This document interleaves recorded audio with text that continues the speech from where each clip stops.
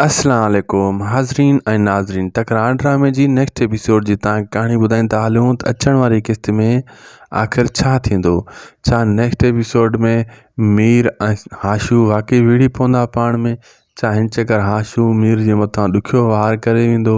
छा next episode में भावल वरी वञी सिजावल सां विढ़ंदो या नेक्स्ट एपिसोड में इन्हनि जो ठाह मुमकिन थी वेंदो? सॼी कहाणी तव्हांखे इन नंढड़े वीडियो में ॿुधायूं था। पहिरियां इन खे पूरो ॾिसो ऐं थी सघे त उदासी टीवी यूट्यूब चैनल के ज़रूर सब्सक्राइब कजो।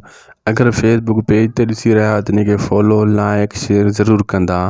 तव्हांखे ॿुधाईंदा हलूं दोस्तो, नेक्स्ट एपिसोड में जेको आहे पहिरीं ॻाल्हि त नवाब खान हिन खे चई छॾियो, तव्हां ॾिठो आशू खे, तूं अगरि मीर सां रिश्तो नथो करणु चाहें, उन खे मतिलबु पंहिंजी भेण खे राज़ी करे पियो, मूंखे एतबार कीअं अचे, तूं वञी मीर खे रतो रत करे छॾ।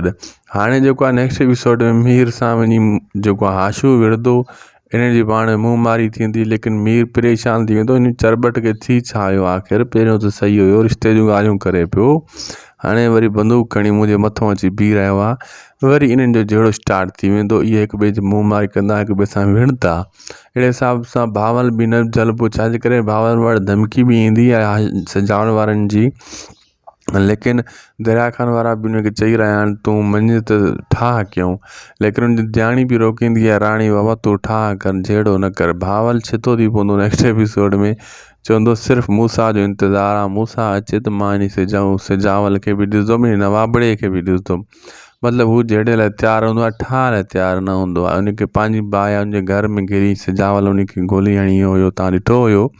हाणे नेक्स्ट एपिसोड में इन्हनि जूं ठाह जूं ॻाल्हियूं बि हली रहियूं आहिनि, जेडे जूं बि हली रहियूं आहिनि, सिर्फ़ु मूसा अचे पोइ इन्हनि जा ॿई कमु थींदा, लेकिन हाशू कमु विञाईंदो। असांखे ॾींदा इजाज़त, ख़ुदा हाफ़िज़।